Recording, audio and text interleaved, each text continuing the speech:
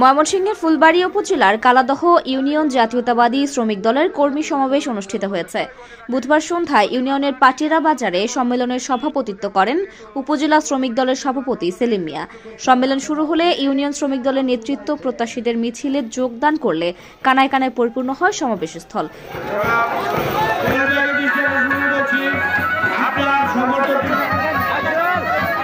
এতে প্রধান অতিথি হিসেবে বক্তব্য রাখেন দক্ষিণ জেলা বিএনপির সাবেক যুগ্ম আহ্বায়ক, উপজেলা বিএনপির আহ্বায়ক ও আগামী সংসদ নির্বাচনে ফুলবাড়ী আসনে বিএনপির মনোনয়ন প্রত্যাশী আখতারুল আলম ফারুক। বক্তব্যে তিনি বলেন, বিগত অবৈধ ফ্যাসিস্ট স্বৈরাচারী হাসিনা সরকারের সময় বিএনপি লোকদের উপর নজিরবিহীন নির্যাতন অত্যাচার চালানো হয়েছে, তবে বর্তমান বিএনপির কেউ সে প্রতিশোধ নিচ্ছে না। তিনি বলেন, দলটির ভারপ্রাপ্ত চেয়ারম্যান তারেক রহমানের 31 দফা বাস্তবায়নের মাধ্যমে ফ্যাসিস্ট সরকারের দোসরদের জবাব দেওয়া হবে। আমাদের নেতা তারেক রহমানের নির্দেশ, আপনাদেরকে ধৈর্য ধরতে হবে।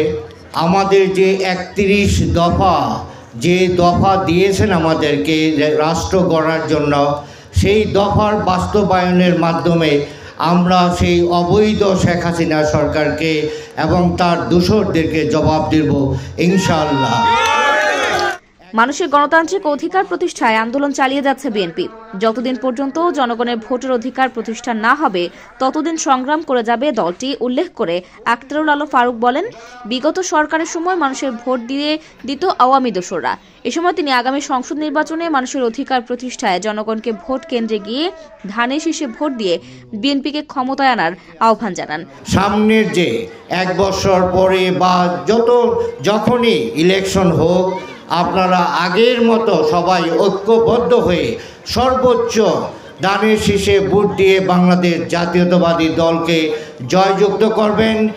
উপজেলা শ্রমিক দলের সাধারণ সম্পাদক আব্দুল কাইয়ুম তালুকদারের পরিচালনায় সমাবেশে আরও উপস্থিত ছিলেন দক্ষিণ জেলা মহিলা দলের সহসভাপতি ফাসিনা হক লীরা, উপজেলা বিএনপির যুগ্ম আহ্বায়ক শাহিনুর মল্লিক জীবন, পৌর বিএনপির যুগ্ম আহ্বায়ক মাহবুবুল আলম সেলিম, মাসুদ আলম খান, রাধাকানাই ইউনিয়ন পরিষদের সাবেক চেয়ারম্যান রেজাউল করিম, উপজেলা বিএনপির সদস্য নাজমুল হুদা মাস্টার, ডাক্তার Ain Uddin, Ibrahim Khalil Sami, Shahjahan member, Rangamatia union BNP নেতা খোরশেদ আলম, উপজেলা স্বেচ্ছাসেবক দলের আহ্বায়ক শফিকুল ইসলাম শফি, কৃষক দলের সদস্য সচিব আতাহার আলী আকন্দ কাজল, মহিলা দলের সাধারণ সম্পাদক তাসলিমা নাসরিন, রাঙামাটিয়া ইউনিয়ন শ্রমিক দলের সভাপতি হেলাল উদ্দিন, এনায়েতপুর ইউনিয়ন শ্রমিক দলের সভাপতি শাহজাহান সিরাজ, সাধারণ সম্পাদক কামরুল ইসলাম, আছিম পাটুলি ইউনিয়ন শ্রমিক দলের সাধারণ সম্পাদক রাসেল মিয়া, ভবানীপুর ইউনিয়ন শ্রমিক দলের সাধারণ সম্পাদক জাকিরুল ইসলাম, ইউনিয়ন বিএনপি নেতা সেলিম রেজা, ছাত্রদল নেতা মেহেদি হাসান চঞ্চল, কালাদহ ইউনিয়ন শ্রমিক দলের নেতৃত্ব প্রত্যাশী নজরুল ইসলাম,